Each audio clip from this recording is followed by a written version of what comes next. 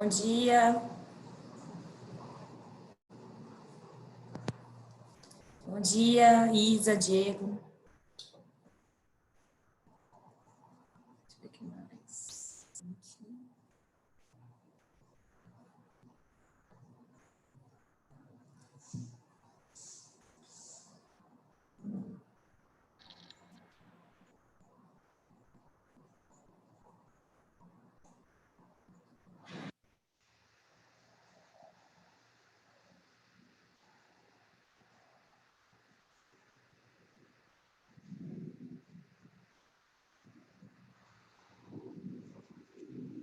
Bom dia, gente. Tudo bem? Vou esperar o pessoal entrar. Isa, eu coloquei você para me ajudar a admitir o pessoal, tudo bem? Tudo bem, Bruno? Tudo bem, e você?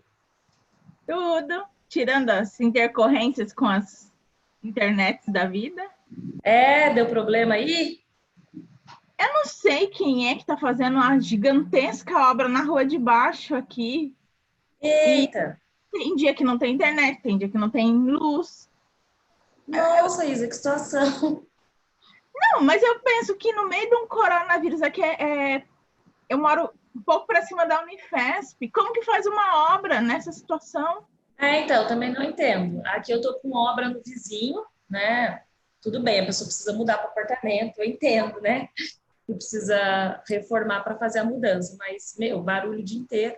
E a minha avenida aqui também não para. À noite tem operário mexendo no asfalto. Meu, como que asfalto nessa situação é uma prioridade, né? Eu cheguei a pensar que era da Enel, porque quando começou a oscilar muito a energia aqui no prédio. Aham, Aí a síndica foi lá ver, disse que não é da Enel, mas eles também estão mexendo nos cabos da Enel. entendi.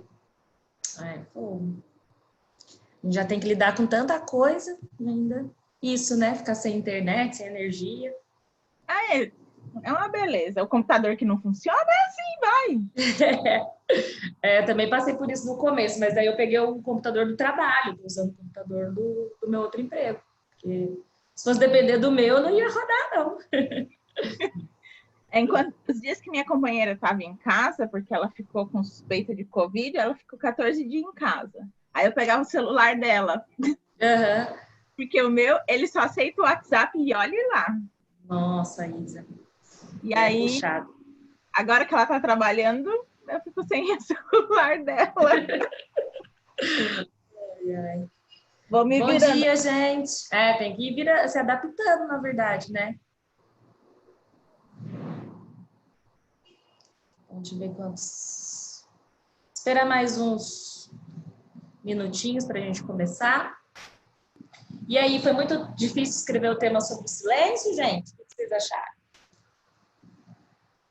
Ah, Ficou professora, até o eu silêncio achei. agora. Foi muito difícil, David?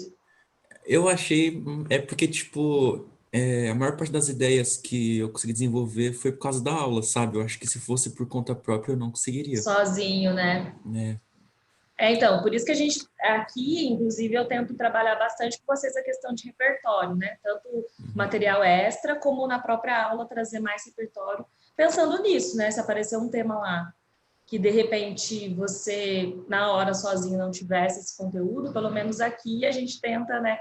Pensar em algumas possibilidades. E aí é sempre legal a gente pensar assim, aquilo que eu vi para o tema do silêncio, dava para usar num outro tema, uma outra proposta de redação?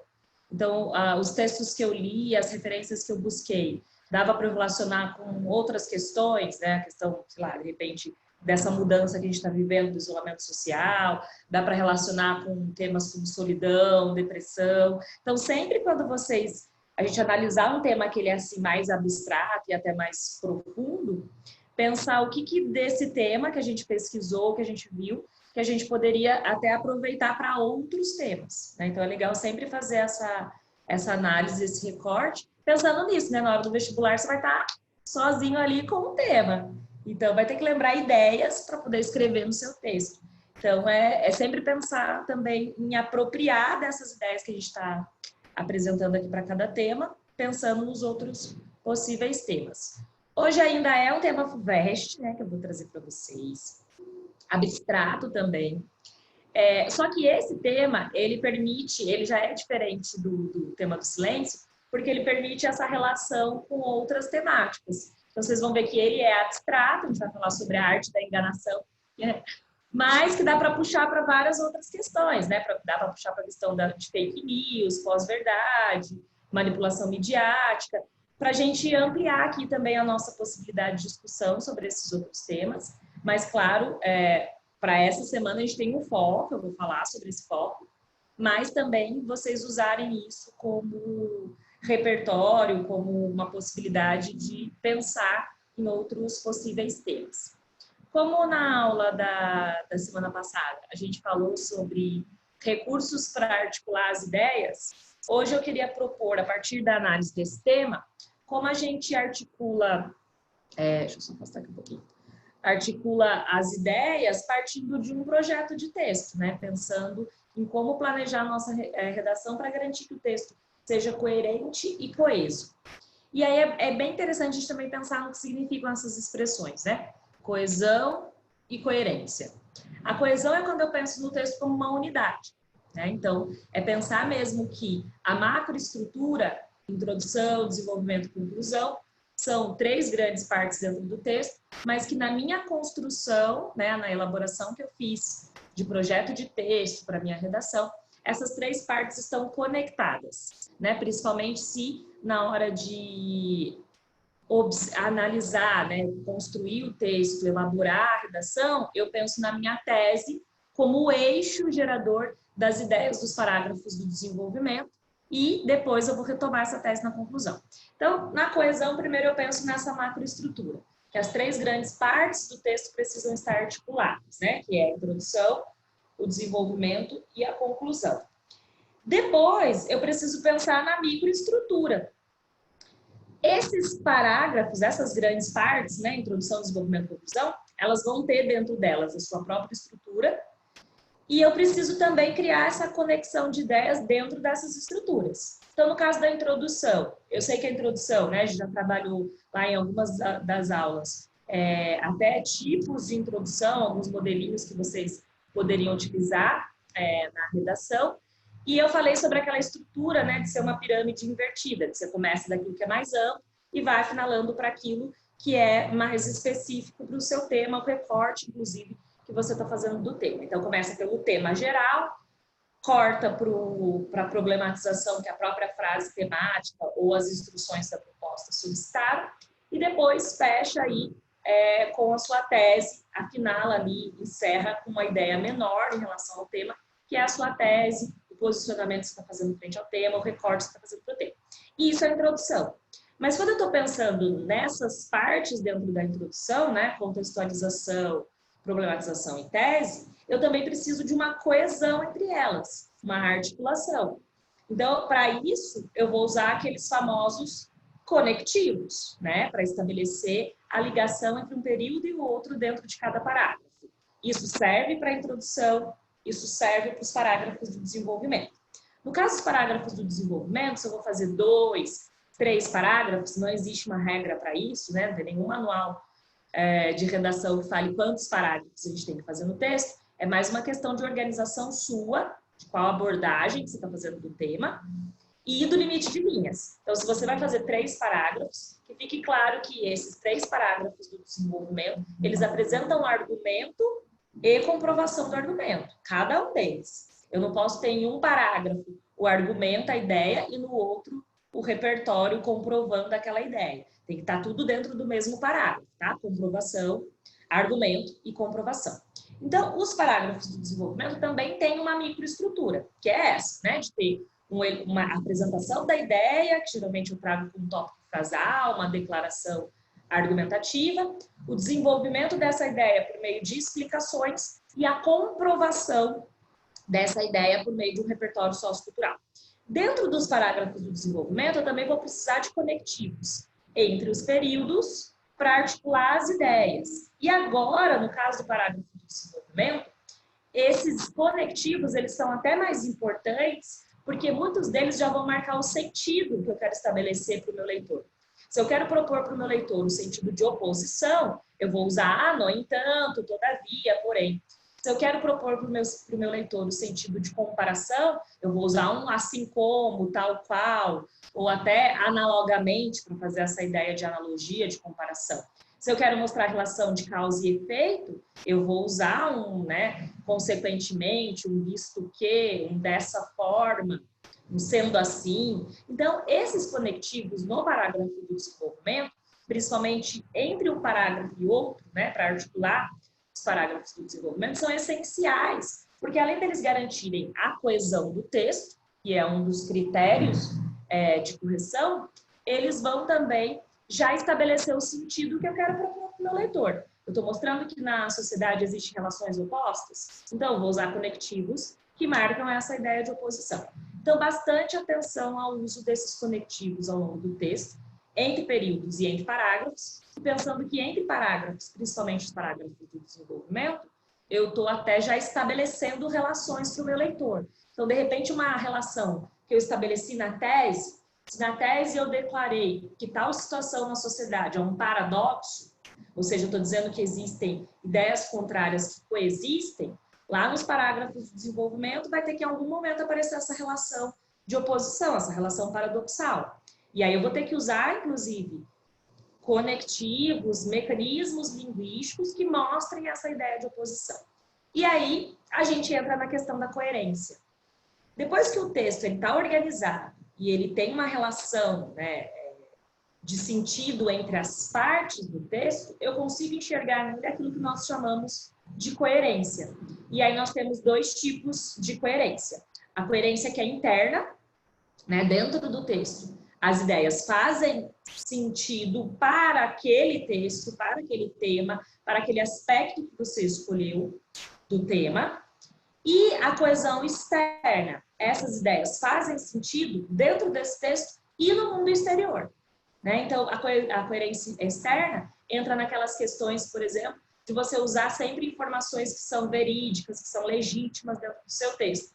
Para, se caso o leitor recuperar essa informação na memória dele e não bater, né, com o que ele lembrou, aí você vai ter um problema, o seu texto não vai ser coerente com a realidade externa. Então, enquanto a coesão é a unidade de sentido, ela garante que o seu texto seja aquela rede que a gente fala aqui, né? Que na outra aula eu até fiz uma analogia com tecido, né? Então, um tecido todo emaranhado, a coesão garante isso, né? Os conectivos estão funcionando ali como a linha mesmo que amarra, que vai alinhavando o seu texto. No caso da coerência, a coerência é uma rede de sentidos. Os sentidos vão progredindo dentro do texto.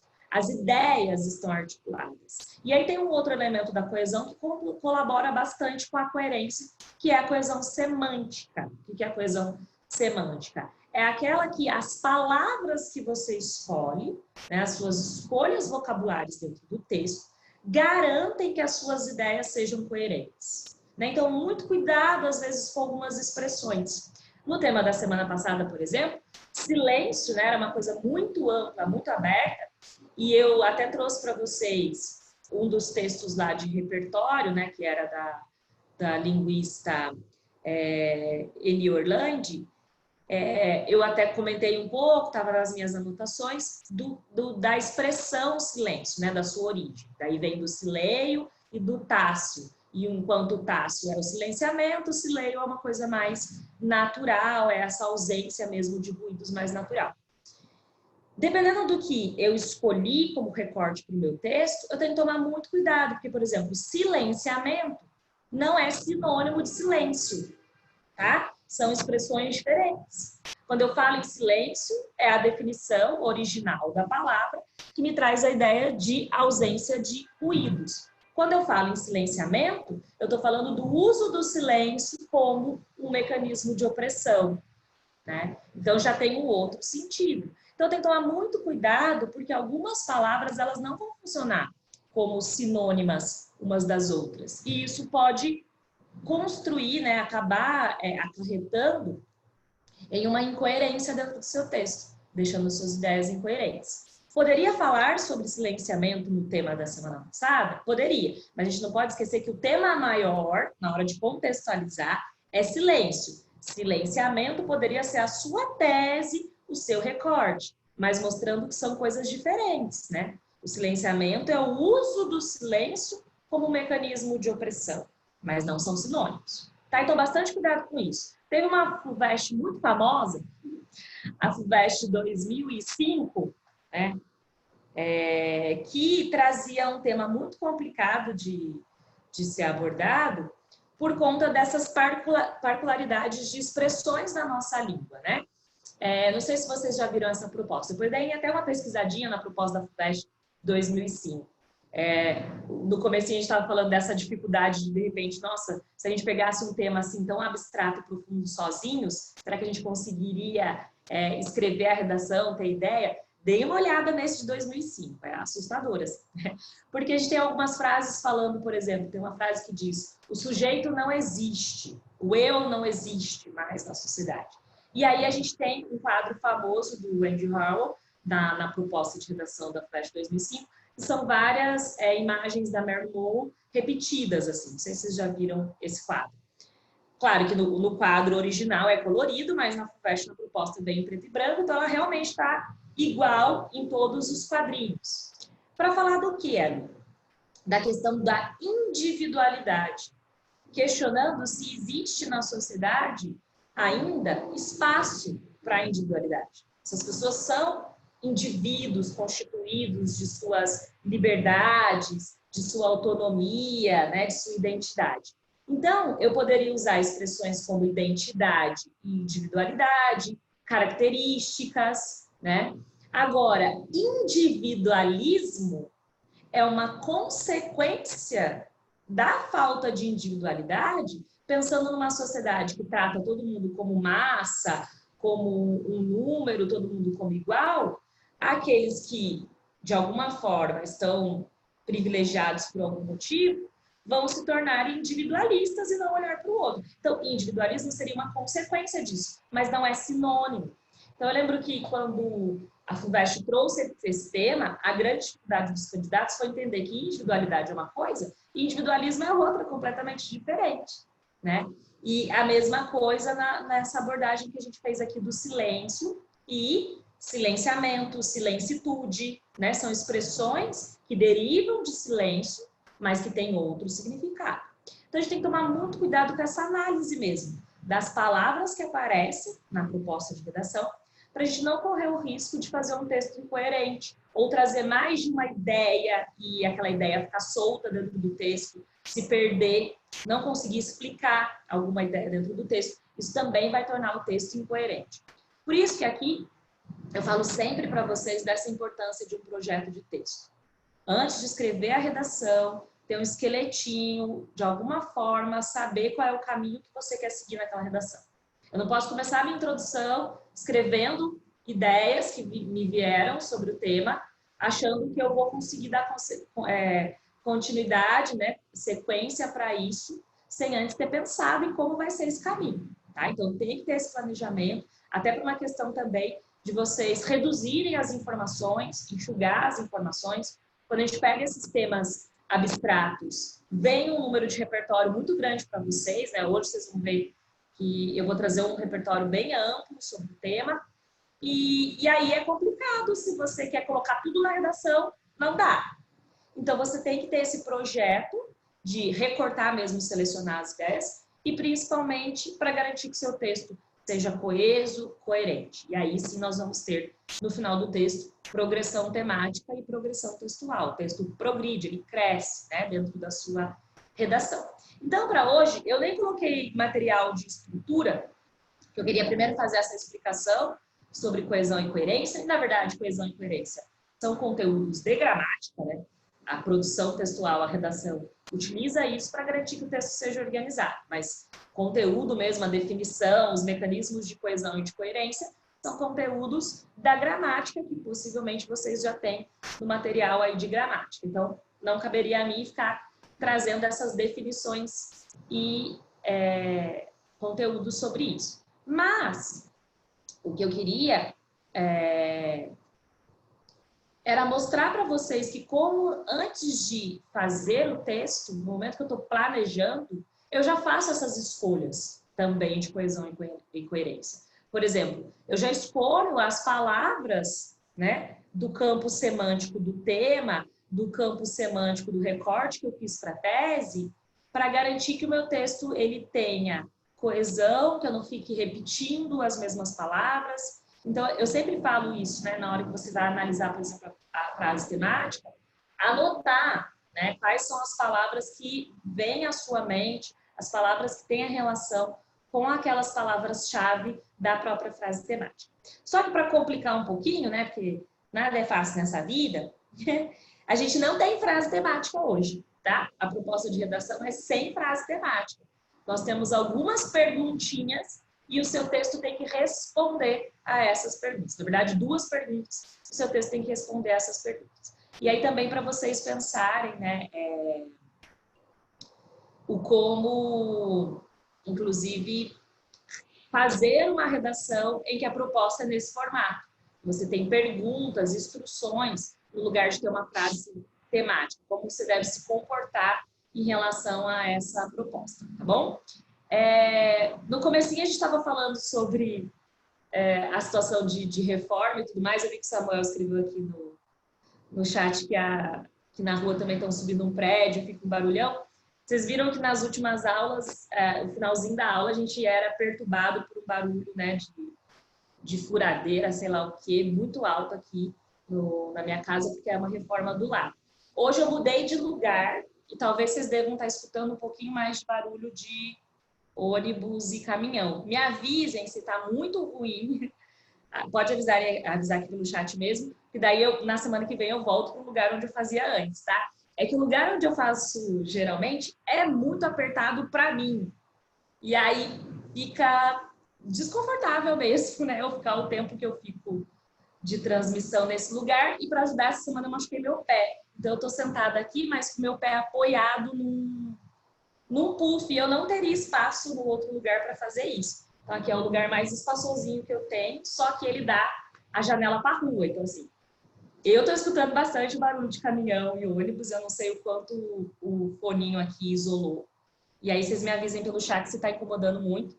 Se estiver incomodando muito, na semana que vem, hoje eu não vou conseguir voltar, né? Porque senão a gente perde tempo aí de transmissão. Mas na semana que vem eu volto para o meu outro cantinho. É que hoje realmente eu precisava de espaço para ficar com as minhas pernas esticadas, porque tá complicado o negócio.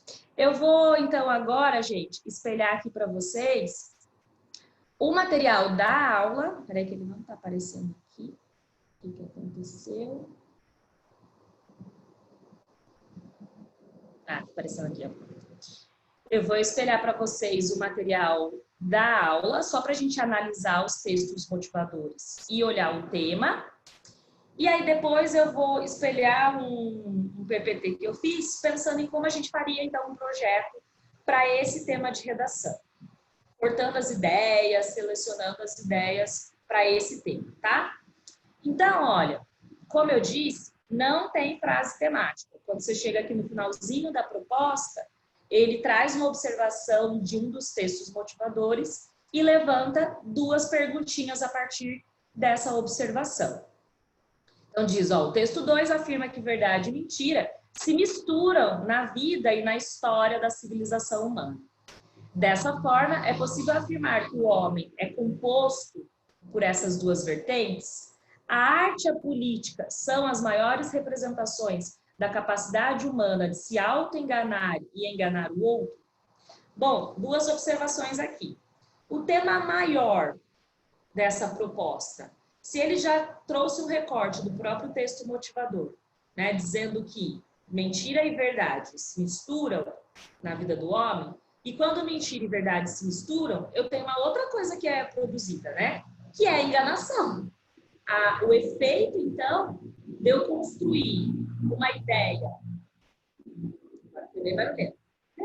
de eu construir uma ideia para quem está me ouvindo, que parece verdade, mas que muitas vezes ela não é uma verdade, ela é uma mentira, ou ela é uma parte da verdade, né? Ela é um recorte da verdade, ou ela é o exagero da verdade. E aí ela deixa de ser verdade também, né? Então, vocês já sabem que o tema maior é a enganação. Então, essa ideia de construir uma verdade, né? Criar uma ideia de verdade para o seu interlocutor, mas que ela não é, ela é uma mentira, ela tem uma construção ali que não parte só de informações verdadeiras, esse é o tema maior. Então, na sua contextualização, essa ideia geral do que é enganação, dessa mistura entre mentira e verdade, vai ter que aparecer na sua redação de alguma forma, porque esse é o tema. Agora, as perguntinhas, dessa forma, é possível afirmar que o homem é composto por essas duas vertentes? A arte e a política são as maiores representações dessa capacidade humana de se auto-enganar e enganar o outro? Isso já são questionamentos para encaminhar a sua tese, o seu recorte. Você não é obrigado nesse texto a escrever sobre tudo que apareceu nessas duas perguntas.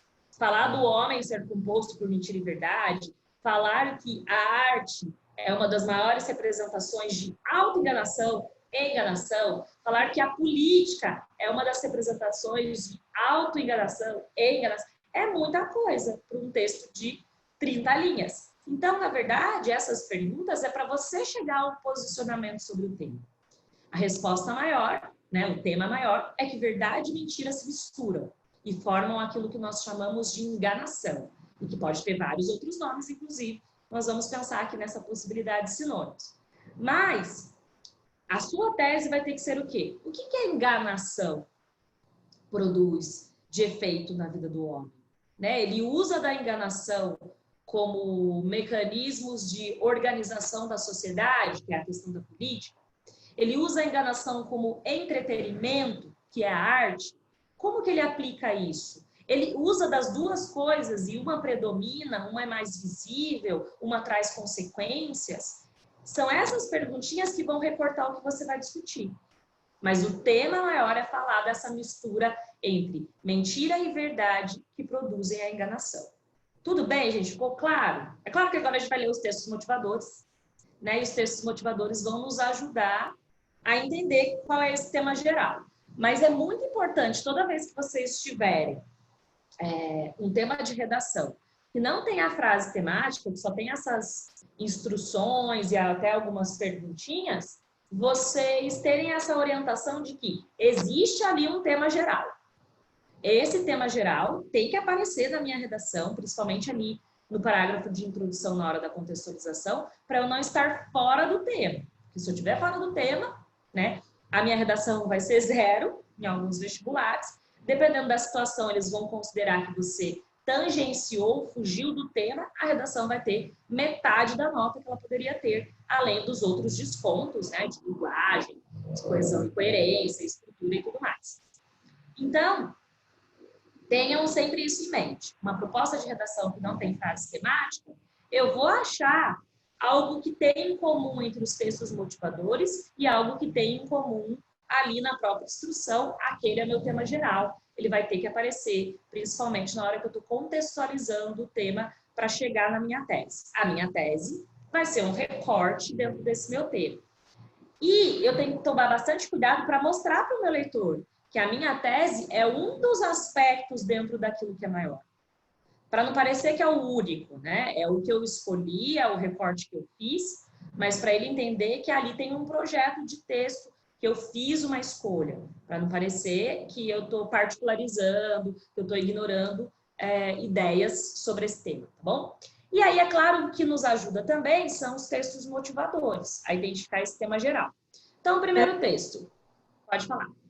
Tem duas perguntas, duas pessoas que têm dúvidas, tá com a mãozinha levantada. Ah, beleza, deixa eu ver aqui. É o Felipe e o Breno. Pode falar, Felipe, e depois o Breno. Oi, Gi, bom dia. Se eu trouxesse, tipo, outras representações, sem ser a arte e a política, eu estaria fugindo do tema ou poderia falar tranquilo? Se você conseguir, Felipe, trazer outras representações, mas que estão dentro dessa ideia, né, da mistura entre mentira e verdade, e que principalmente mostram como isso se dá na formação do homem, no seu desenvolvimento, ok, porque a primeira perguntinha lá não era sobre arte política, a primeira pergunta era sobre se mentira e verdade, essas duas vertentes, constituem um homem. E aí, se a outra representação que você vai trazer prova que isso constitui ou não constitui o homem, você está dentro do recorte também. Tá? Então, obrigado. A vantagem de ter um tema assim tão abstrato é que ele fica um pouquinho mais aberto, né? Então, a própria banca de vestibular, a banca de inscrição, ela vai ter que ser um pouco mais consciente no sentido de aceitar algumas coisas que vão aparecer como tema, né? Se ela deu a possibilidade para o autor, né, para o candidato, de abrir esse tema, ela vai ter que aceitar recortes possíveis desse tema. É diferente quando eu tenho a frase temática. Quando eu tenho a frase temática, a banca elaboradora fez o recorte e às vezes, até dependendo da situação, me encaminhou para um posicionamento, né? Então, eu tenho que seguir aquilo que está na frase temática, eu não posso fugir daquilo, senão eu vou estar fora do tema. No caso de temas assim mais abertos, que tem perguntas e tudo mais, não. Você já tem a possibilidade de tratar de outros aspectos dentro do tema e a banca vai ter que considerar que você está dentro do tema. Mas é aquilo que eu falei, tem que estar dentro do eixo. Enganação, a mistura entre mentira e verdade. Mentira e verdade coexistindo, ao ponto da gente não saber qual que é qual, né? Se aquilo é mentira ou se aquilo é verdade. O que, na nossa sociedade atual, né? Acho que está bem visível aí dentro dos noticiários, das redes sociais, das nossas relações pessoais, inclusive, né? Tem a pergunta do Breno também. Pode falar, Breno. Professora, eu poderia dizer... uma dúvida que eu tenho. A primeira frase da proposta é uma afirmativa. Sim. Eu poderia, tipo, não concordar com essa afirmativa? Dizer que mentira e verdade não se misturam? Não, eu pensei em que, tipo, a mentira controla a verdade. Ah, não, daí você já está trazendo um aspecto, né? Já é o seu posicionamento. Porque, de qualquer forma, mesmo quando a mentira controla a verdade, elas estão coexistindo. Elas estão misturadas. Só que a mentira está se destacando. A mentira é um mecanismo, inclusive, de controle. Aí você está falando da representação, inclusive, política. Mas aí, tá? tipo, quando tem essas afirmativas, então eu posso dar o meu posicionamento sobre essa... Sobre a afirmativa, exatamente. Está dentro do tema. Porque essa afirmativa é o tema, né? Tá, entendi. Tá bom? Obrigado. Eu vi que a Duda perguntou se esse tipo de tema pode cair em redações da Vunesp. Então, Duda, o tipo de tema, sim. Porque teve um ano que na Unesp, que é, né, uma das provas é a principal prova da Vunesp, inclusive, caiu bajulação, né? Então, tipo, bajulação, a arte de você bajular alguém, né, de você ficar ali puxando o saco, entre aspas, até porque eu não poderia usar essa expressão de forma alguma na redação, mas ficar puxando o saco de alguém, foi tema da Vunesp. Então, é muito parecido com essa ideia também, né, de enganação e tal. Então, sim, é possível. A diferença é que a Vunesp traz a frase temática, né? Essa construção que eu fiz aqui para vocês de perguntinhas, de instruções, é uma característica da FUVEST. E é uma característica da FUVEST que a gente também, assim, até 2013, 2014, a gente tinha isso. A partir de 2015, 2016, ela já começou a trazer frases, né?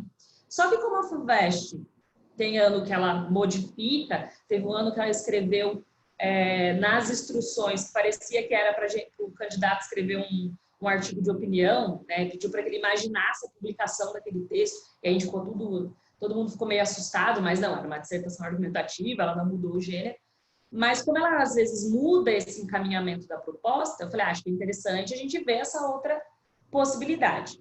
Alguns outros vestibulares também trazem assim, né? Vestibulares de faculdades particulares.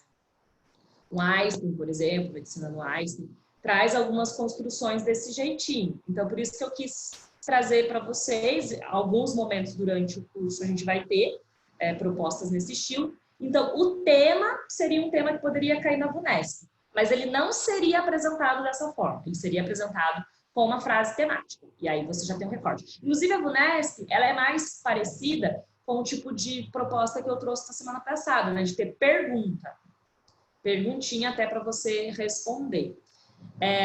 E, claro, né?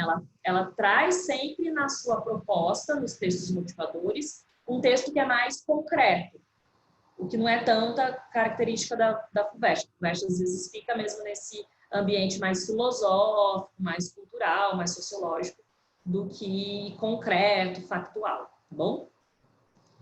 Se tiver mais alguma dúvida, vocês me falem. Eu vi que a Isa colocou que o barulho não está atrapalhando, então que bom. Se alguém tiver alguma observação sobre isso, vão colocando aí no chat, para eu avaliar, né, se eu continuo aqui nesse lugar. Vamos lá. O primeiro texto diz o seguinte, gente: o enganador embarca em suas próprias mentiras, deixa-se levar de modo gradual e crescente por elas e, enfim, passa a acreditar nelas com toda inocência e boa fé deste mundo.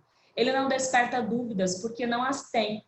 Duvidar agora, quem há de? Mas a propensão natural do homem ao engano e ao auto-engano, afirma Gianetti, causa dano e sofrimento.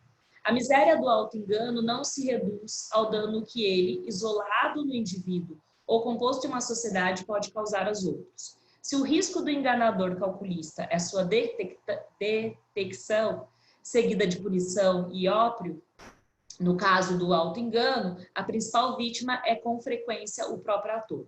Propenso a ser uma maldição, segundo Gianetti, o auto-engano não deixa, por isso, de ter um lado positivo, sendo aliado da vida e da criação. Quem poderia negar o benefício da capacidade de mergulhar periodicamente nas ficções do sonho e da arte? Assim, talvez seja possível dizer, no caso dos impasses do cinema, a área privilegiada da ilusão, que o desafia a conviver com o auto-engano sem ser vítima de sua maldição. Bom, então um trechinho de uma reportagem da revista Piauí para falar sobre o cinema, tá? O título, se eu não me engano, é A Ilusão do Cinema, dessa reportagem. Então, o que ele vai trazer? Que tanto a enganação quanto a auto-enganação, ela tem seu lado positivo e ela tem seu lado negativo. O lado negativo é quando a pessoa ela passa a ser dominada por aquilo, né? Ela passa a ser iludida mesmo por aquele elemento e cai nessa miséria de não tomar suas próprias decisões porque tem alguém te enganando, né? Então, nesse ponto, ela é negativa. Para quem faz a enganação e é descoberto, pode sofrer a punição. Para quem faz a auto-enganação, a punição vem de si próprio, né? Que é bem mais complicado.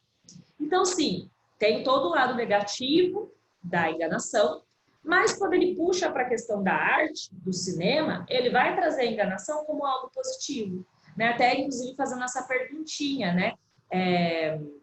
Quem poderia negar o benefício da capacidade de mergulhar periodicamente nas ficções do sonho e da arte? Ou seja, o homem precisa desses momentos de escapismos, né? Dele sair da sua própria realidade, que muitas vezes lhe aflige, lhe traz problemas. Então, o cinema, a arte, todas as formas de arte são essa enganação positiva, porque tira um pouco o homem dessa realidade.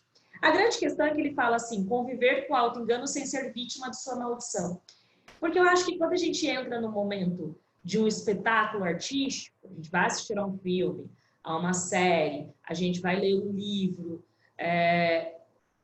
tem uma chavinha que liga na nossa concepção que faz a gente saber, olha, isso é ficção, eu tô avisado de que é uma mentira.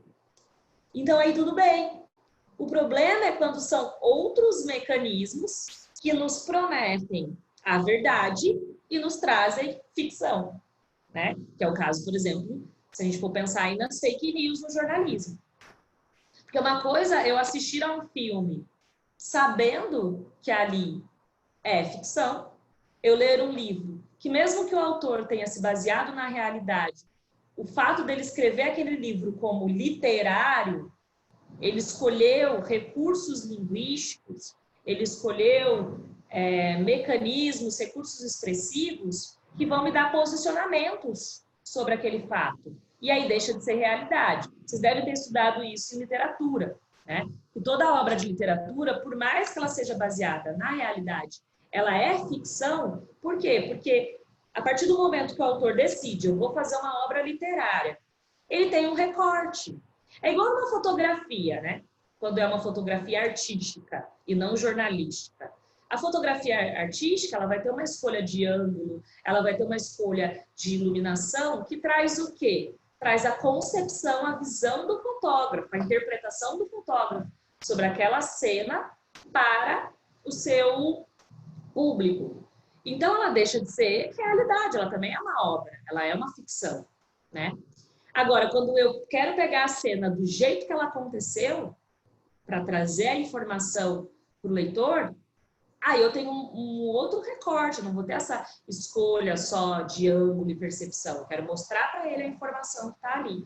Então, isso também é o que diferencia o texto que a gente deveria entender como verídico, né, o texto jornalístico, do texto literário. O texto literário, a partir do momento que o autor escolheu que vai ser literatura, ele está fazendo um recorte, né? Ele está assumindo um posicionamento, ele está assumindo escolhas vocabulárias, ele está dando a narrativa para alguém. Por exemplo, se eu pego, tem algumas histórias, né?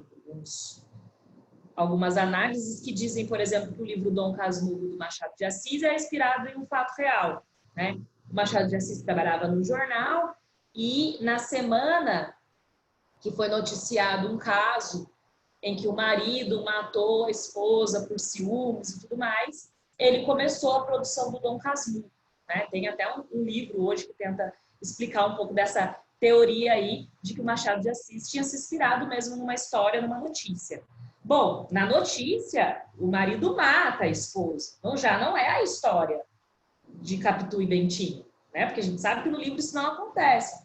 Então, por mais que, de repente, Machado de Assis tenha mesmo se inspirado nessa notícia, ele trouxe uma outra perspectiva e ele deu a narrativa para um dos personagens. Ele deu a narrativa para o Bentinho. Quando ele dá a narrativa para o Bentinho, ele escolhe uma visão, ele escolhe uma interpretação, ele escolhe uma percepção sobre essa história, né? E aí tem várias análises falando sobre isso. Se talvez fosse a Capitu contando para a gente a história, seria uma outra perspectiva, um outro contexto, uma outra análise, inclusive, para a gente fazer sobre traição.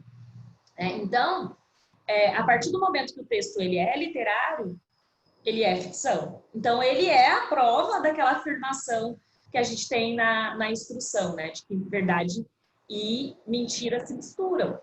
Porque o autor ele vai se basear numa verdade que é dele, mas ele vai trazer para o leitor isso no formato de ficção, de mentira. Ele criou alguns elementos, ele criou personagens, ele criou uma percepção. Tá bom? O texto 2 vai dizer: a primeira vítima da guerra é a verdade, afirma um velho ditado jornalístico. Embora o mais correto fosse dizer que a verdade é vítima recorrente em qualquer sociedade organizada, porque a mentira política é uma arte tão velha quanto a civilização. A verdade é um conceito fugido na metafísica e mutante nas ciências. Uma nova descoberta pode anular o que dava certo, se dava como certo. Mas no dia a dia o assunto é bem diferente. Há coisas que aconteceram e outras que não. Mas os fatos reais ou inventados influenciam a nossa percepção e opinião. Desde a antiguidade, verdade e mentira se misturam muitíssimas vezes, que é o trechinho, né, que a proposta pegou para a gente como análise. E essas realidades falsas influenciam o nosso presente. Assim já escreveu o grande historiador francês Paul Vine em seu ensaio Os Gregos Acreditavam em Seus Mitos.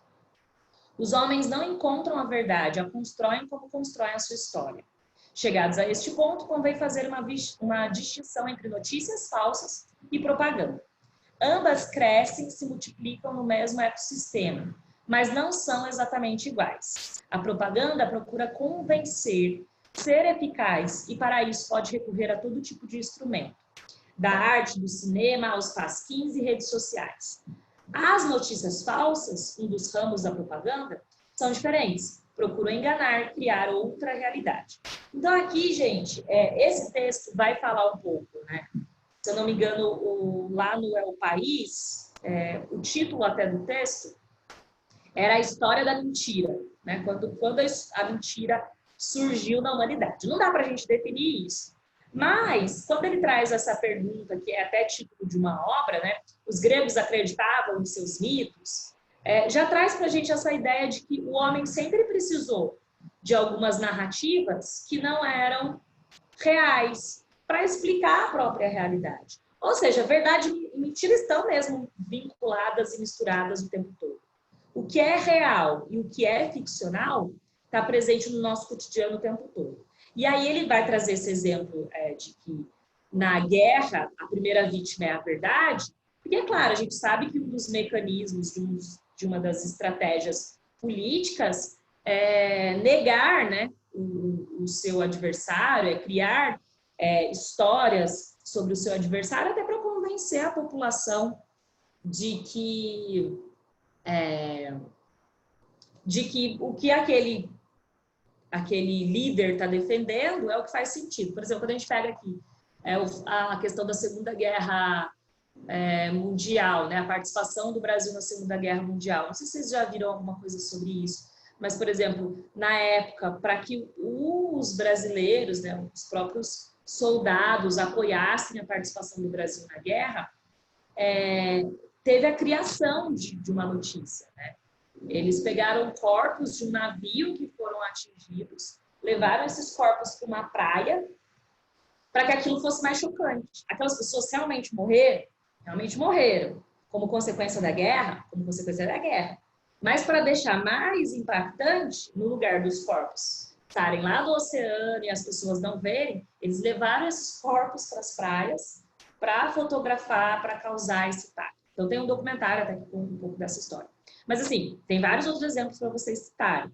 Mas o que eu estou tentando trazer aqui é que ela é uma estratégia, a ficção, ela é uma estratégia política, não só nesse sentido da política, como a gente está acostumado também a conhecer, né?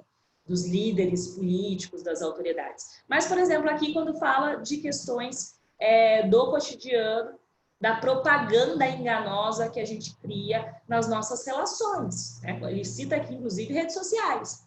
É uma ação política a pessoa, na hora de postar uma foto ou fazer um vídeo para uma rede social, ter uma escolha de perfil, usar filtros, né? O próprio filtro das redes sociais tem esse sentido de que você está mascarando a verdade. É uma ação política. Por quê? Eu quero uma reação do outro diante dessa escolha que eu estou fazendo. E não mostrar para ele a realidade e criar a minha própria ficção, criar a minha própria enganação. E que muitas vezes é auto-enganação também, né? A pessoa passa a acreditar naquilo que ela está vendo na rede social como um espelho e não é. Então, além dos exemplos, não se esqueça que quando a gente está falando em política, é a relação com o outro, é a organização em sociedade. Então, não precisa ser exatamente falar sobre autoridade, líderes políticos, mas também essas ações, tá?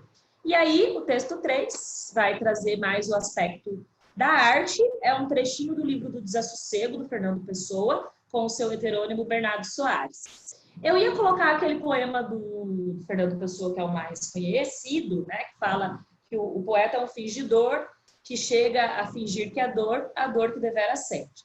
Mas como era um verso tão conhecido, falei, eu vou pegar um outro trecho da obra do Fernando Pessoa que tenha relação com isso e que, de repente, vocês possam usar os versos, né, como repertório no texto de vocês. Então, já fica essa dica também. O poeta é um fingidor que chega a fingir que é a dor que devera sente. E aí o texto 3. A arte consiste em fazer os outros sentir o que nós sentimos, em os libertar deles mesmos, propondo-lhes a nossa personalidade para especial libertação. O que sinto, na verdadeira substância com o que sinto, é absolutamente incomunicável. E quanto mais profundamente o sinto, tanto mais incomunicável é. Para que eu, pois, possa transmitir ao outrem o que sinto, tenho que traduzir os meus sentimentos na linguagem dele, isto é, que dizer tais coisas como sendo as que eu sinto, que ele, lendo-as, sinta exatamente o que eu senti. E como este outrem é por hipótese de arte, não está não é esta ou aquela pessoa, mas toda a gente, isto é, aquela pessoa que é comum a todas as pessoas, o que afinal tenho que fazer é converter os meus sofrimentos num sentimento humano típico, ainda que pervertendo a verdadeira natureza daquilo que senti. Então, o poeta é um fingidor que chega a fingir que é dor, a dor que devera sente. O que significa isso que o Bernardo Soares escreveu como um dos heterônimos de Fernando Pessoa, até em comparação com esses versos tão famosos? De que ele sente algo que é tão profundo que ele não consegue escrever em palavras, mas ele empresta palavras que seriam a outra dor, a dor do outro, para escrever aquilo, de alguma forma expurgar, né, colocar para fora, cria essa identificação com o leitor, mas que talvez não seja verdadeiramente aquilo que ele sente, porque aquilo que ele sente muitas vezes é incomunicável, ele nem consegue colocar em palavras, até porque o sentimento tem essa característica mesmo, de muitas vezes ser incomunicável. Então, ele fingir que é a dor que devera sente, ele está sentindo uma dor, mas ela é tão profunda que chega a ser incomunicável, mas aí ele empresta palavras de uma outra dor para transmitir aquilo. Também, se a gente for pensar, o recurso da metáfora. Usar metáfora num texto literário, numa poesia, não deixa de ser essa criação de uma outra verdade. Uma verdade que para o leitor vai ter um sentido e que para quem escreveu tinha outro. A gente nunca vai saber o sentido real de uma metáfora. A gente interpreta, até porque, né, as questões de vestibulares nos pedem para fazer isso. Acho um desserviço com a obra dos artistas. Mas a gente sabe que não tem um sentido único para as metáforas, para as expressões que são escolhidas nos textos literários. Porque tem coisas que são realmente incomunicáveis, né, que ele não conseguiria colocar em palavras. E aí o que ele faz? Ele faz a metáfora, ele empresta, ele se apropria de uma outra expressão, de uma outra ideia para explicar aquilo. Para ele faz um sentido dentro daquela verdade que é dele, para quem está lendo faz outro sentido. Então, de novo, olha como realidade e ficção se misturam, olha como mentira e verdade se misturam. A obra literária é uma prova disso. E aí, até lá no material de repertório, eu coloquei para vocês um texto falando do José Castelo, que é um autor de literatura que também é jornalista, falando sobre a obra do Caio de Abreu, mas falando especificamente sobre o quanto a literatura é ficção. Mas esse é um conteúdo também que vocês já tiveram em algum momento, se é a abertura de qualquer aula de literatura, tudo bem? Então, os textos motivadores fizeram uma bagunça na nossa cabeça, mas todos eles têm o mesmo ponto em comum. Ficção e realidade se misturam. Verdade e mentira se misturam. E estão presentes na vida do homem de diversas formas. O que você vai fazer para o seu texto é escolher qual recorte você quer trabalhar aqui. De alguma forma, ou até dos efeitos que essa mistura entre verdade e mentira trazem para o próprio homem. Vou compartilhar agora com vocês o meu slide, só para mostrar. Se eu fosse fazer, né, vamos pensar, uma simulação aqui de uma... Professora. Oi, pode falar. Desculpe, rapidinho. No texto do poeta, no caso, essa coexistência, no caso da verdade e da mentira, é mais uma coisa acidental, né? Tipo, não é uma coisa com intenção de enganar, certo? Ou não? Eu entendi errado. Mas não deixa de ser uma enganação, e às vezes até uma auto-enganação. Né? Esse livro do Fernando Pessoa, ele é muito profundo, o Desassossego. E ele vai trazer muito essa questão de quanto ele até chama desassossego por isso, né? Ele não tá bem, ele não se sente sossegado, né? Então ele tá nessa reviravolta aí, nessa turbulência de sentimentos, e quando ele escreve, como ele tá expurgando, como ele tá colocando para fora, ele mesmo se auto-engana em alguns momentos, de que tá ficando tudo bem, né? De que ele tá conseguindo controlar esses sentimentos. Acho que tem uma coisa bem importante aí, e é o que eu vou trazer aqui como recorte, que tanto quando na arte ou na política a gente usa de enganação, e pode ser a enganação, né, no sentido para o outro, ou a auto-enganação, com o objetivo de controle. A gente quer controlar alguma coisa quando a gente está enganando. A gente quer controlar, inclusive, a própria verdade. A gente quer controlar, inclusive, a própria narrativa sobre nós mesmos, né? Aquele texto 2 que falava do homem construindo a sua verdade ao longo da história, ele quer controlar essa narrativa, ele quer controlar a sua verdade. E aí ele vai usar do mecanismo da ficção, ele vai usar do mecanismo da mentira. Eu não sei até que ponto a gente pode considerar isso como inocente, sabe? Dele não ter consciência de que ele está fazendo isso. Ele tem consciência em algum momento. Só se for no caso, assim, uma pessoa muito alienada, que ela está se auto-enganando e não percebe que isso está acontecendo, está sentindo esse processo. Aí ela é vítima. Ela não é o enganador. Aí é um outro processo. No texto eu posso tratar sobre essa perspectiva? Posso. Mas aí toma cuidado porque pode fugir um pouquinho do tema, né? Senão você vai acabar falando mais de alienação, manipulação, do que essa ideia de mentira e verdade sendo utilizadas numa mesma escolha. Beleza? É que, professora, quando eu me refiro ao ocidental, eu me refiro também a algo como natural, sabe? Tipo, uma coisa que... Tá. Eu não sei se deu para entender. Que compõe o homem. Uhum. Não, daí tudo bem. Acho que é mais cuidado, então, com a escolha mesmo da palavra. No lugar de falar o acidental, porque o acidental vai parecer que, tipo, ele não sabe o que está acontecendo. Não, ele sabe, ele faz essa escolha. Só que isso, de alguma forma, é parte dele. Ele aprendeu, na sua formação cultural, se comportar assim. Né? Se a gente pega o próprio texto 2, que fala dos gregos, se a primeira civilização que a gente tem como referência de busca por sabedoria, por inteligência, de formação científica, partiram de narrativas fantasiosas, quem somos nós no século XXI para achar que a gente também não faz essas narrativas fantasiosas o tempo todo, né?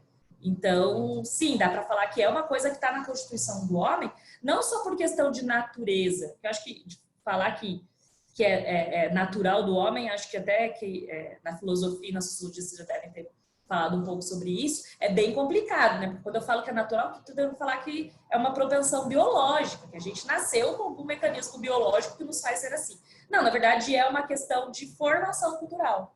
Então, está constituído no homem porque está constituído na sua formação, desde a história da civilização, desde a sua origem, desde quando ele se viu na noção, inclusive, de civilização e na noção de homem. Beleza? Então, cuidado só com as expressões, né, do natural, acidental. Eu acho que você pode usar a perspectiva de que, desde o princípio, desde a formação da ideia de civilização, o homem construiu narrativas. Então, para ele, lhe parece natural. Acho que é até melhor, né, mostrar que ele tem essa impressão, essa concepção de que nasceu com ele. Não é que nasceu, é que ele aprendeu assim. Beleza, gente? Ó, Beleza, então aqui obrigado, professora. Imagina. Aqui está o tema, né, que a gente já analisou. E aí, o que eu pensei? De alguma forma, eu vou ter que escolher responder a uma dessas questões, principalmente para estar aqui dentro, né? De que verdade e mentira se misturam. Então, a minha escolha, responder de que forma? Então, essa que seria a minha tese, vamos dizer assim. É confortável ao homem criar narrativas para si e para os outros, nas quais ele está sob o controle de dada situação. E é sobre, né? Depois eu arrumo. Então, o que eu tenho aqui nessa ideia? Eu estou respondendo lá as perguntas, estou respondendo principalmente a essa pergunta aqui, né? Ele é composto pelas duas vertentes, arte e política são as maiores representações da capacidade de se auto-enganar e enganar o outro.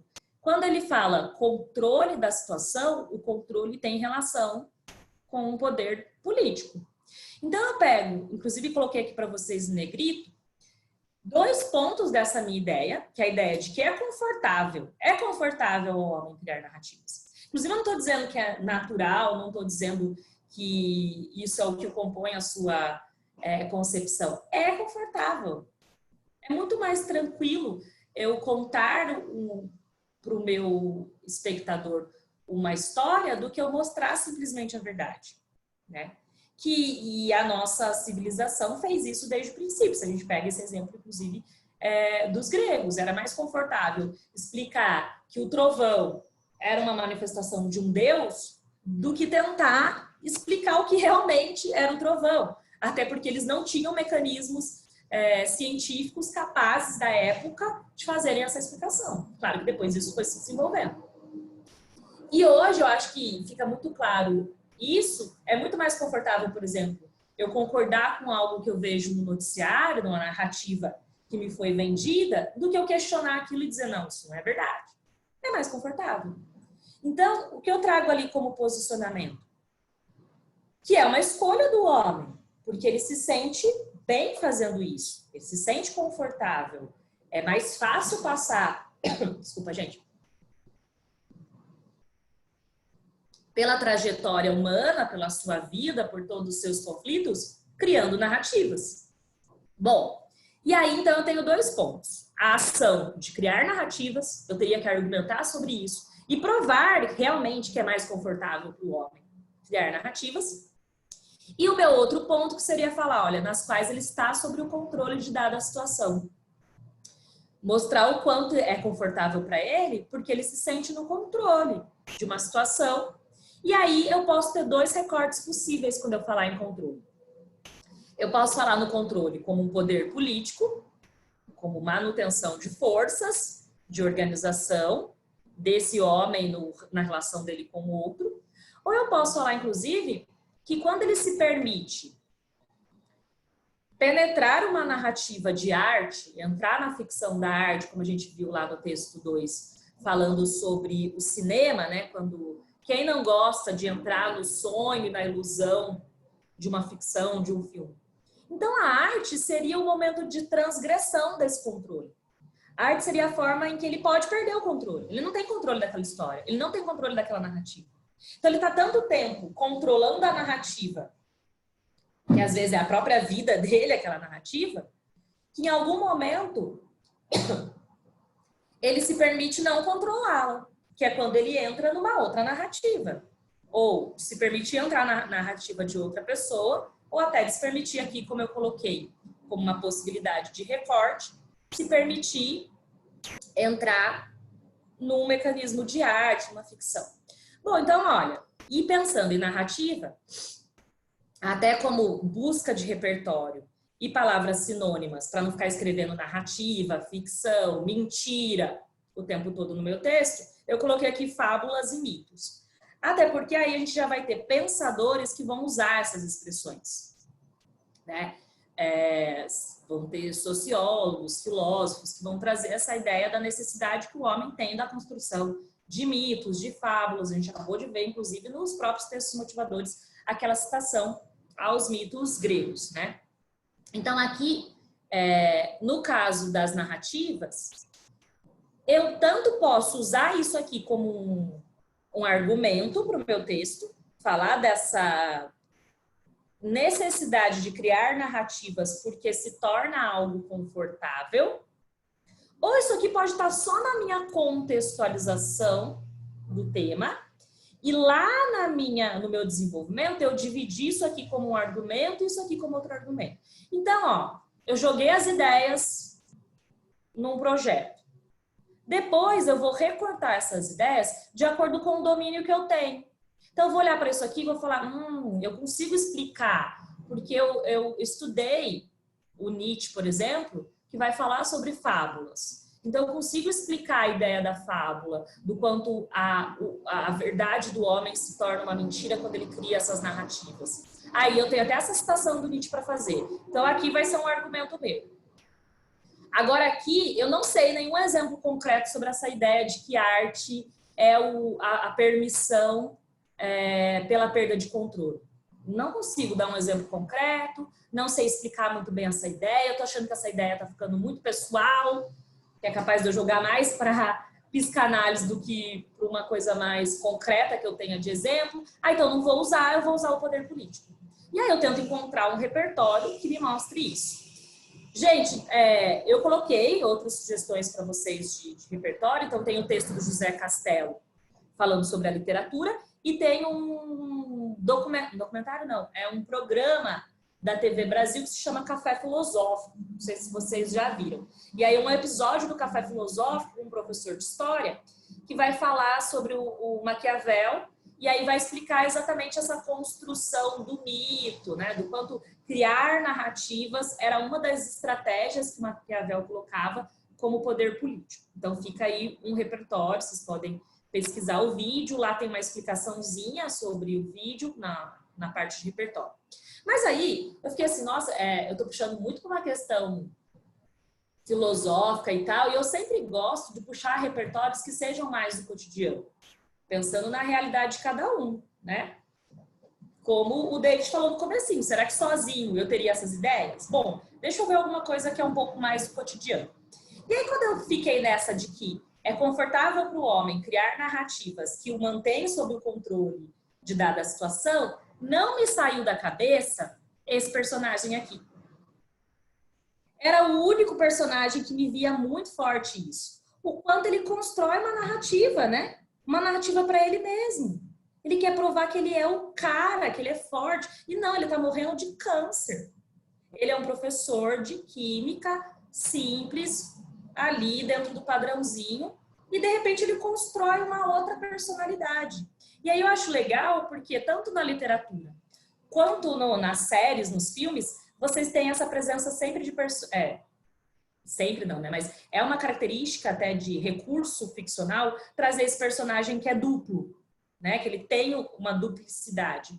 E quando esse personagem ele é duplo, a gente como espectador, como leitor, fica se questionando qual é a verdadeira identidade dele, né? Qual é a verdadeira essência dele quando ele é duplo? E aí tem vários outros exemplos. A gente poderia pegar o Augusto Matraga, da Hora e a Vez de Augusto Matraga, que vocês já devem ter estudado por conta de, né, do próprio vestibular em si, do Guimarães Rosa, que em um momento ele é o cara que se converteu, religioso, em outro momento ele é o assassino, e tá ali morrendo de vontade de matar, né, quando ele encontra com o Bem-Bem. Então, toda vez que eu tenho um personagem duplo, eu consigo questionar em que momento ele é a verdade, em que momento ele é mentira. Tanto é que eu coloquei aqui essas duas perguntinhas para vocês, né? A identidade dele como professor de química, como esposo, pai, é a real identidade?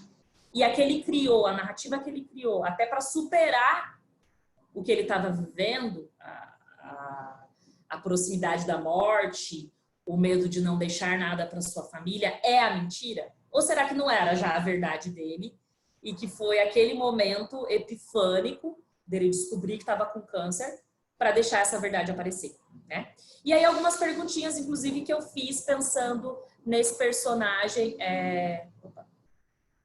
para esse tema aqui, só saiu. Esse tema aqui. Em dúvida, o Breno. Tá, então deixa eu parar para a gente ver a dúvida. Pode falar, Breno. Professora, na hora eu pensei, eu li o livro do Sapiens e lá fala que depois da Revolução Cognitiva, os próprios indivíduos pré-históricos começaram a fingir para conseguir, mentir para controlar as pessoas.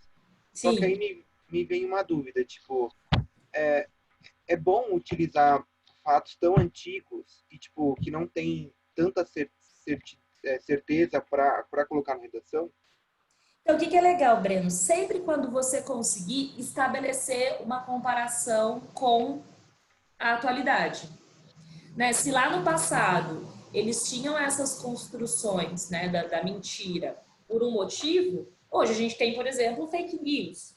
Hoje a gente tem o filtro das redes sociais. Ou mesmo esses exemplos mais cotidianos, como a série que eu trouxe aqui de um personagem. Por que é interessante pensar nesse personagem?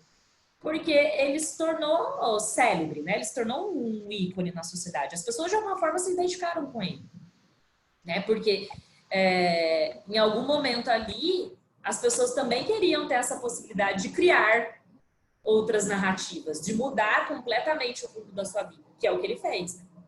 Né? Então, dá para você usar uma coisa mais antiga, mas a partir do momento que na explicação, no desenvolvimento que você faz desse repertório, dessa ideia, você consiga trazer de alguma forma para o presente, tá? E para uma coisa até mais concretinha. Tudo bem? Respondi? Sim, só outra coisa. Na hora que você falou dessa fábula, eu pensei também na fábula da globalização do Milton Santos. Você acha que tipo, fazer essas analogias é legal ou é muita viagem? Eu acho que é um pouquinho de viagem, Breno, no sentido que você vai sair, você vai trazer um outro tema, né? Que é que nem eu falei, por exemplo, cuidado para não ficar falando de alienação, manipulação, não dar muito foco, por exemplo, se eu trago fake news como exemplo, é um exemplo legal para falar da mistura entre mentira e verdade. Mas eu tenho que tomar cuidado para o foco do meu texto não ser fake news. Daí eu tô saindo do tema. Então, a mesma questão aí. Se eu pego, por exemplo, vou falar, na hora de explicar o que é mito e fábula, vou trazer o mito das 3 raças, né? Sei lá, de tantos pensadores, sociólogos que trouxeram essa ideia. Eu posso trazer isso na hora de explicar mito, mas eu tenho que tomar cuidado, senão eu vou acabar falando sobre racismo, sobre outro tema que não é o tema dessa redação. O tema dessa redação é falar da mistura entre verdade e mentira. Tá bom? Tá bom, obrigado. Imagina. Mais alguém, gente? Mais alguma dúvida? Não? Posso voltar lá pro slide, então? Bom, o que nós temos... O que eu coloquei aqui, então, para a gente pensar? Dentro daquilo que eu tinha proposto como possível tese, né? Ó, então, vou botar lá. Ele se acha no controle. Então, como possível tese, é confortável ao homem criar narrativas para si e para os outros, nas quais ele está sob o controle de dada situação. No caso do Walter White, ou Heisenberg, né? Ele se enxerga, a narrativa que ele cria é para ter o controle da situação, a situação que ele mesmo criou, e ao mesmo tempo ele engana a família e ele engana a si mesmo, quando ele acha que ele é capaz de controlar a situação. E ele é tão incapaz de controlar essa situação que chega em certos episódios, né, acho que até, vamos dizer assim, nas temporadas finais, que a mentira é insustentável. As pessoas começam a descobrir a verdade, né, a sua esposa primeiro, a família e tudo mais, mas a gente, como espectador, inclusive, começa a falar, não dá mais para esse cara mentir desse jeito. A gente começa a perceber que aquela mentira está insustentável. Ele não tem o controle, né? Em algum momento ele percebe que não tem o controle. E aí, quando ele perde esse controle, e a mentira, então, não se sustenta até o fim, a gente sabe que ele tem um fim trágico. E aí, diversos outros personagens dá para fazer essa comparação. Eu escolhi, inclusive, coloquei essa cena que ele pergunta qual é o meu nome, porque é isso, né? A necessidade que ele tinha de que os outros personagens confirmassem a narrativa dele. Então, ele ter a necessidade de que o outro respondesse que ele era o Heisenberg, era para que aquela narrativa se tornasse real até para ele, né? Então, aqui era o processo de autoenganação. É também poder, né? Essa necessidade de marcar o seu nome como um nome poderoso, mas principalmente até para ele mesmo ouvir a sua própria mentira, para ele mesmo ouvir a sua própria narrativa. Dava para fazer uma redação usando só esse repertório, que é uma dica também, né? Você pegar um único repertório e para manter o seu texto coeso, coerente, articulado, você tem um repertório só que nos parágrafos de desenvolvimento você usa aquele mesmo repertório para trazer aspectos diferentes. E um parágrafo falar dessa narrativa, desse controle, no outro parágrafo, por exemplo, falar que ela não se sustenta, que em algum momento ele é descoberto, né? Que nem sempre mentira e verdade vão permanecer, como eu posso dizer, seguras no sentido de que as outras pessoas não vão perceber que aquilo é uma enganação. Que tem esse risco, né, de quem usa da enganação como estratégia de poder político. Aqui a frase do Nietzsche, como o mundo verdadeiro acabou por se tornar uma fábula. Então, em uma de suas obras, ele vai trazer essa definição de que tudo que o homem achou que era verdadeiro, na verdade, são representações da verdade.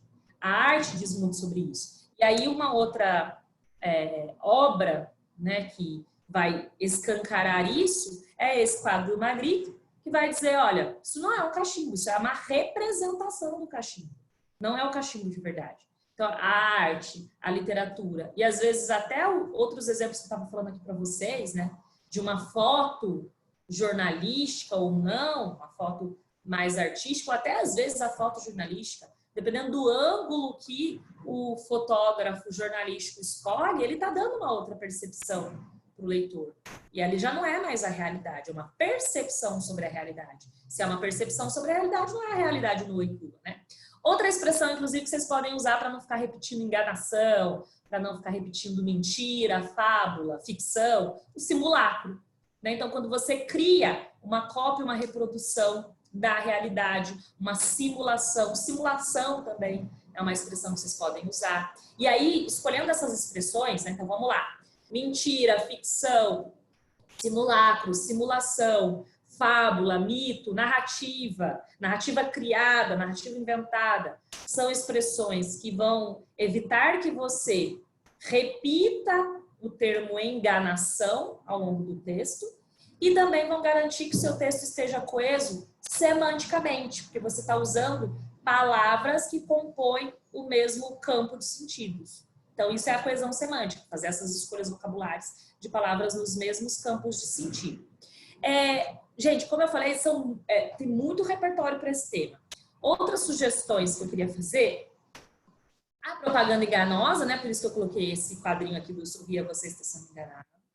E aí vocês têm vários exemplos de propaganda enganosa, quando é uma promoção, por exemplo, e vem em letras pequenas a informação de que ela vai durar só 3 meses, né? A gente sabe que isso acontece em várias situações aí, principalmente, né, de serviços como internet, telefonia e tudo mais. Coloquei uma definição para a palavra enganação, para ajudar a gente a pensar. Então, ilusão eu também posso usar como um dos sinônimos, né? A indução do pensamento de alguém, também eu posso entender como um sinônimo. Cuidado para não cair e ficar falando só de manipulação e alienação, já dei esse alerta. Os golpes, né? Aqui eu coloquei uma notícia de jornal que fala o quanto cresceu o número de golpes na quarentena. E golpes nesse sentido de que as pessoas são enganadas, mesmo recebendo alertas o tempo todo. Será que em algum momento o homem se coloca nessa situação de fragilidade que ele se permite enganar? Será que é o cansaço de estar sobre o controle o tempo todo? Eu tenho que controlar a narrativa que é a minha vida, eu tenho que controlar os problemas sociais que eu enfrento, eu tenho que controlar a narrativa da minha família, e aí em algum momento eu me deixo ser despreocupado, e aí a pessoa me fala um tantinho de palavras agradáveis e eu me deixo enganar? Sabe a questão da pessoa que é traída e tipo, ela entra numa outra relação e continua sendo traída? Será que até essa ideia de traição na nossa sociedade não parte desse princípio que em algum momento a gente anda despreocupado? E aí tem uma frase do Nietzsche também, naquela obra dele, Humano, Demasiado Humano, não sei se vocês já leram, nossa, essa obra é muito boa. Ele vai falar isso, não é natural estar 100% atento. Não é natural a gente ficar o tempo todo sob controle. A gente não consegue. A gente é fadado ao erro, né? Durante a nossa história, a nossa trajetória de vida. Então, a gente não vai estar 100% atento para que não ser enganado. E aí, em alguns momentos, essa enganação vai acontecer, né? A gente vai se permitir. É muito saudável quando a gente se permite pela arte, que nem aqui, né? Eu achei muito... Essas obras tiveram muito sucesso, desse desenho com giz na calçada e no asfalto que engana a nossa visão. Então, é muito legal quando a gente dá permissão para que a enganação aconteça, quando é a arte, quando é a obra de arte, mas é muito complicado quando a gente se despreocupa em momento, a gente relaxa, a gente está preocupado com outras coisas e a enganação acontece. Então, é um outro argumento. Não tem a ver, isso tudo aqui que eu selecionei, não tem a ver com a tese que eu propus, tá? São outras ideias para vocês pensarem em possíveis teses, em possíveis argumentos para esse tema. Aqui é um exemplo, não sei se vocês já viram, de uma modelo que ela é virtual, é uma criação, né, uma computação gráfica, e que chocou as pessoas quando elas descobriram.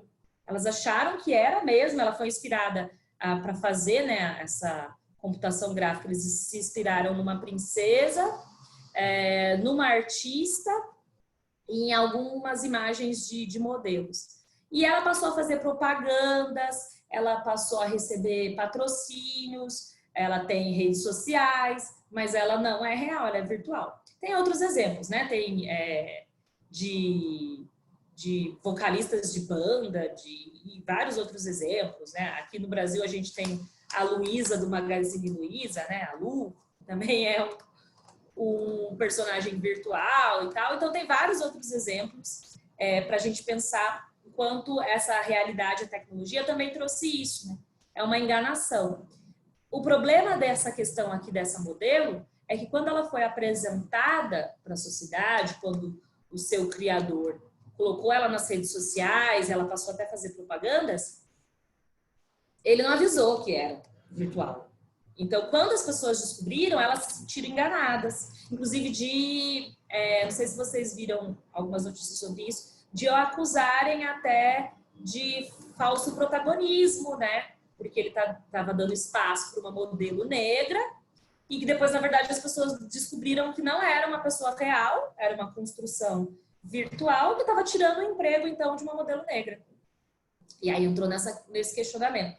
Mas aí a gente pensar, que limite tem para isso, né? Porque quando a gente é avisado, ok. E aí quando a gente não é avisado, então é uma enganação. Então a gente também entender isso, né? A enganação é quando tem esse aspecto mesmo da ilusão, de eu construir aquilo como se fosse uma verdade. Porque quando eu sou avisado de que aquilo é ficção, de que aquilo é mentira, é eticamente aceitável aquela enganação, que é o caso da arte, né, os outros exemplos que eu falei para vocês, da literatura. Quando eu assisto uma série como essa, eu sei que é mentira.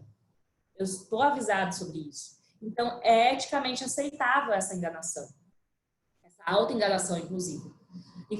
Agora, quando é usado como estratégia de poder, de venda, de várias outras razões de controle, aí não é ético, aí é enganação. Aí eu estou subjugando, inclusive, a existência, a verdade do outro, tá?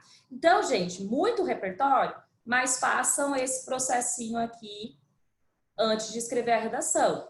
Quais são as ideias que eu tenho domínio? Quais são as ideias que eu consigo, inclusive, amarrar dentro do meu texto para que ele seja coeso e coerente antes de escrevê-lo, inclusive. Tudo bem? 10:02, alguma dúvida? Não? Tranquilo? Professora, Pode falar, Denis. então eu posso delinear meu texto utilizando, por exemplo, que a, a enganação usada na arte ou em séries, por exemplo, ela é uma coisa ética pelo fato de ser avisado. E já, Avisado. usado como com algum intuito de poder, sabe, político, por exemplo, já é uma coisa oculta e não ética. Então, posso ir para o lado da ética, no caso. Pode ir para o lado da ética também. Aí é uma tese, é um posicionamento. Aí você tem a Justo. ética como o eixo do seu texto. Em um parágrafo falar de quando é ético, que daí é a escolha artística, e quando não é ético, que é a questão política. Eu posso Estratégia fazer política. do mesmo jeito que, tipo, tínhamos discutido na aula passada, que, tipo, é tanto ético quanto não ético. Dando Isso, mais aquela ênfase. construção. Isso. Ah, Ao tá. não ético, né? Isso Justo. mesmo. Obrigado, Ótimo. professora. Imagina. Mais alguma dúvida, gente? Não? Então, boa produção, bom final de semana. Se cuidem, bebam bastante água. E é isso, quinta-feira que vem a gente está aqui de novo para pensar em mais algum tema, tá bom? Até mais, gente. Tchau, professora. Tchau, Tchauzinho. professora. Muito obrigado. Bom final de semana. Imagina. Obrigada.